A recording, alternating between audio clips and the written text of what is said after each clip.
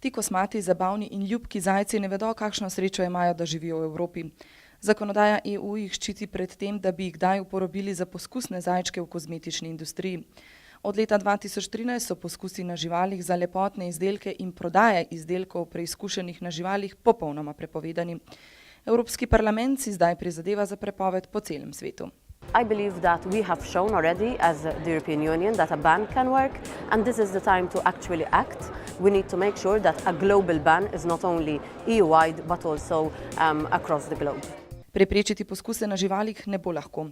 4/5 držav po svetu še vedno dopušča takšno prakso. Na Kitajskem, kjer je kozmetična industrija zelo močna, so poskusi na živalih celo obvezni. Zaradi porasta števila podjetij, ki se odločajo za alternativne metode poskusov, in potrošnikov, ki kupujejo etično, pa se bo trend morda kmalu obrnil. This has been a great success where you have had NGOs, where you have scientists and where you have industries working together with politicians to reach the goal.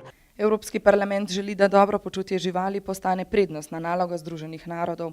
Tega si želi tudi javnost.